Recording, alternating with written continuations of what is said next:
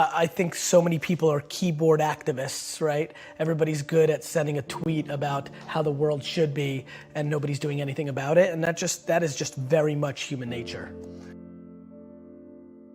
We've gotten soft as a culture. Yes. You know, I mean, of course we've gotten soft as a culture in the US because the US has had an incredible 200-year run. Right? Like this is just what happens. You know, so as a culture, you know, I can't speak for, you know, people that live in the Amazon River, and I can't speak for, you know, people that still live in Belarus, but the American culture is soft, and that's a great thing. That means there's been enormous amounts of prosperity, but let's not be naive. I mean, people literally complain when somebody gives them the wrong amount of like extra cream in a Starbucks $6 coffee.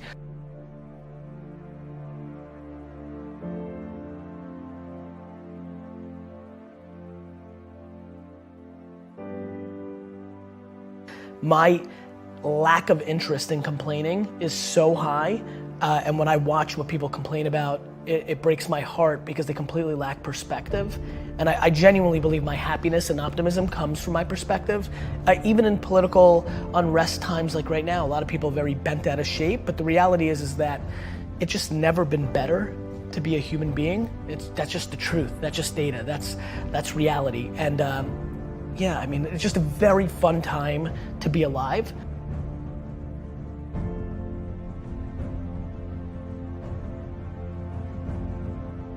And I think the way people look at the world right now, because it's such an incredible time, is actually the quickest tell to who they are. If you think it sucks or it's bad, you have losing pessimistic DNA. And if you think it's awesome and phenomenal, you have optimistic winning DNA, and I believe that to be true. And so, that's where we're at. We're beating ourselves up. Like, everybody sucks at something, right? Like, we all have shortcomings, and we all have strengths. And for me, it's like, why don't we just audit that? Like, why don't we just look at it that way and be like, all right, well, I'm good at this, but I'm not good at that. Like, and then I only focus what I'm good at, right? Like, I don't dwell that I can't fix shit around the house. I call somebody to fix it. Like, I'm not like, I'm not a man, I don't give a fuck. Like, you know, I don't get it. Like, we all, like, I also think it's awesome that I'm so emotionally stable and I'm the emotional backbone of everybody. Is that what a dude's supposed to do? Like these cliches, these stereotypes, they're so silly. I'm fully in love with myself. But I'm also fully in love with everybody else too, right? It's not like it goes both ways. Like, I tell people to buy into me, that work for me, it's because I buy into them first. Like, I don't need anybody to gain trust with me. It's there. Like, I believe that the human race is so grossly underrated. We are good. Of course we have some bad, there's fucking 7 billion of us. But like, when you look at our net score, it's bonkers shit. Like, do you know how much damage we could be doing to each other on an hourly basis and we don't? Like, we're still here. Like, we won. We're the alpha being and we've figured out how to stay together. This is insane when you think about it. And yet everybody wants to dwell on like somebody said something mean.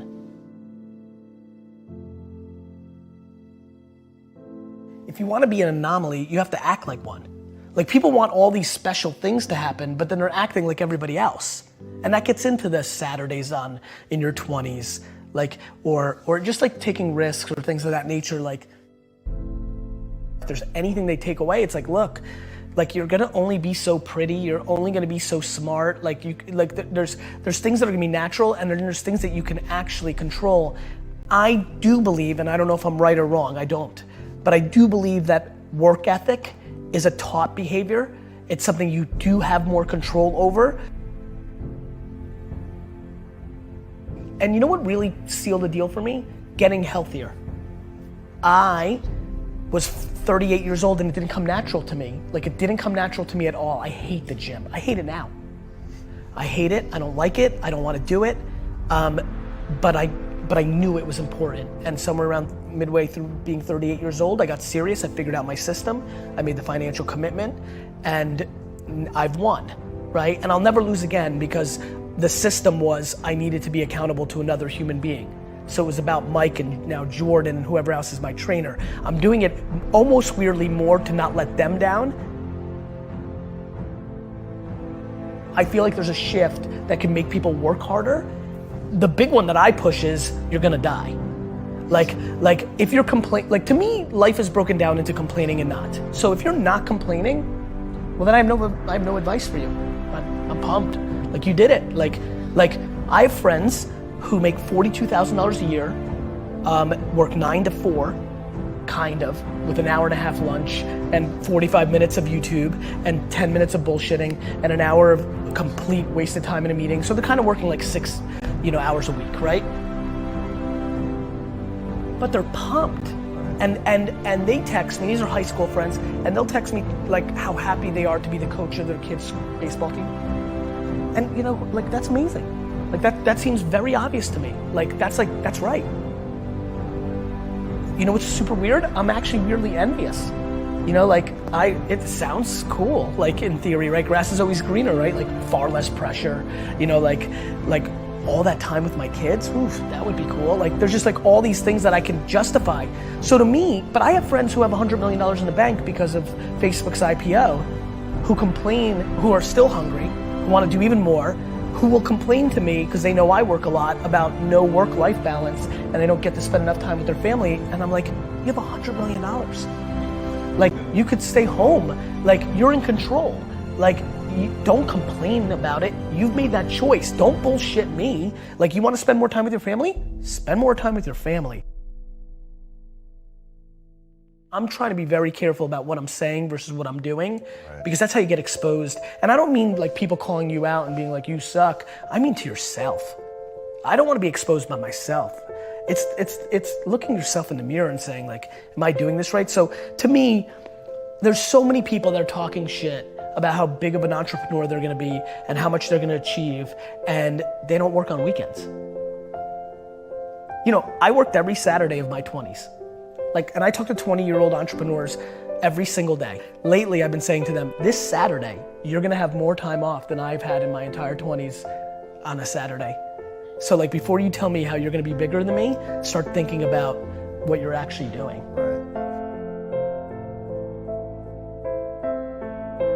I'm careful to not give advice that I know is uniquely something that I was gifted with. How do I tell you that, oh, here's how it actually works, and it almost started happening, it didn't happen.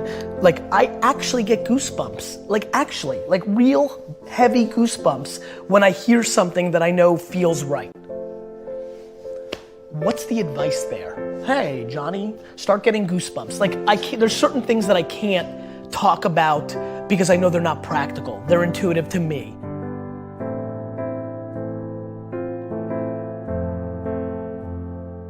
I plan to instill kindness into my kids.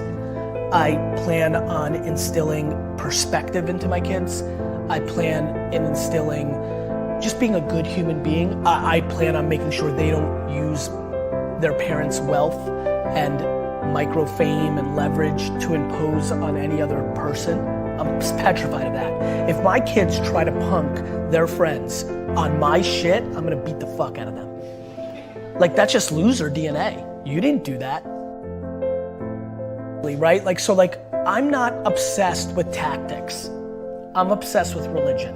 So I have a lot of wealthy friends at this point who think it's smart for them to sit first class, but the kids in coach. It's a tactic. They send their kids to Africa to build a school for a week. It's a tactic. It's like my friends that love the environment. The number 2 sector in the world that is hurting the environment is the fashion industry. When you run the math of what's doing bad to the earth, it's the number 2 industry behind gas. I don't even want to say it because I'm not sure if it's gas and oil. The number 2 industry, this I know for a fact, is the fashion industry. So all my fancy friends who love the environment, are they willing to give up their fucking Louis bags? Let's see, right? So I think people talk shit. So you let them sit coach and you went first class, but you went to, Hawaii and ate at all the best you can't pick and choose. To me, it's binary. So I don't want to be a hypocrite. So my big thing is look, you need to be kind. Mean is just non-negotiable in our family, right?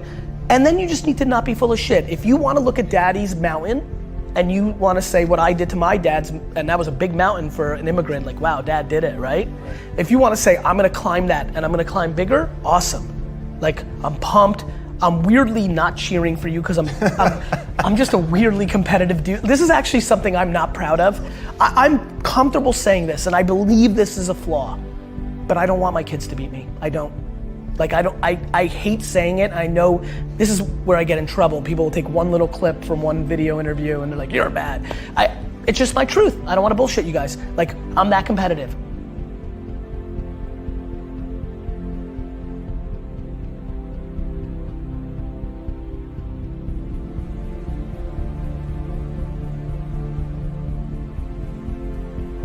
I just want them to be all in on them, right? Like, I don't need them to be an entrepreneur. I don't need them to make me proud. They don't need to go to Harvard. They don't need to do shit. They need to be themselves, all in, and they need to be kind, and I'm good.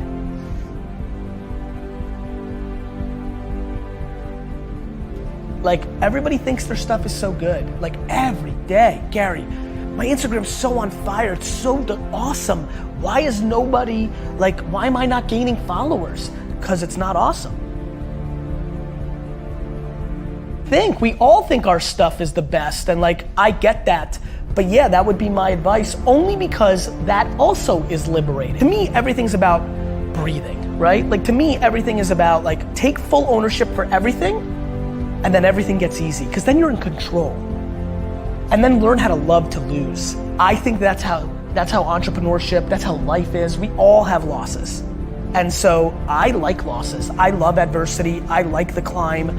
I like the chip on my shoulder. I like when people are like, oh, I knew it. He's not that good. That is like I'm even weirdly scared as I continue to ascend and I'm getting popular and what do you say, the marketing leading, like, as people start putting these words in front of my name, I'm like, am I gonna sabotage myself to like recorrect this? Like, I like adversity. So yeah, all on me.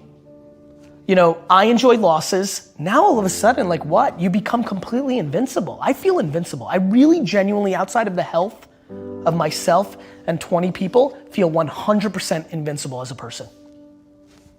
I know what my intent is. I want to do good at nobody else's expense. I'm far from perfect. We all are. And so just easy. It feels very light to live life. I'm just in a good mood. Home. And I think modern day parents and most parents do not do that. I think they focus on dumb shit like grades because they are insecure and they want to put the bumper sticker that their kid went to, you know, Stanford. Like, it's real fucked up when you really think about what's actually happening. So much of it is misery loves company, or people reflecting of what's inside of them.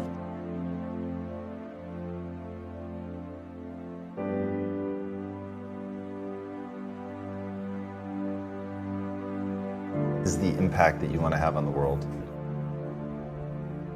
Same thing that attracts so many of millions of people to people that are selling bullshit, those same people are attracted to me.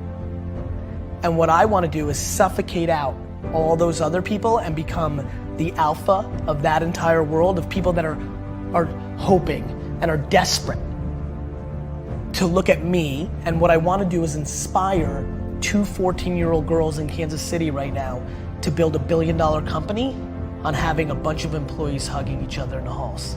I think that Steve Jobs came along, became an icon, but the sad part of that narrative was he did not treat his employees well. He became an icon and the narrative became he got the most out of people by being a jerk, and that became romanticized. And a lot of people in Silicon Valley today run companies where they're mean because they think that's the right thing to do because they put Steve Jobs on a pedestal. I want my pedestal moment. I want to become that big. And what I want to come from that is that kids that aren't even born today think that they can build a $5 billion company and be a great guy or a great gal. I want to build the biggest building in town ever by just building the biggest building in town, while I think most people try to tear down everybody else's building. So I think positivity and good is practical advice to building an empire, and I want to be the poster child of the person that built the biggest, baddest empire and did it by being a good dude along the way. And not everybody's gonna be happy about everything I did, But if it's 97% of people talking good behind your back, that's a real legacy. And I want to do it in a pop culture way. I'm going to do it anyway. People have done that before. Just so you know, there's plenty of people. Warren Buffett's a really good dude. Like, there's plenty of people that have done that. There's a difference. I want to do it, and I want to be a rock star, right? Like, and that's where you influence people. Like, you know, like, I want to do it, but I also want to be the most popular. And so then that person's like, oh, I want to be him, so I guess I'll be nice. Like, I want to literally take people who have DNA that's kind of nice and make them more nice because they think that's how I became big. So I basically want to trick the business world into becoming kinder.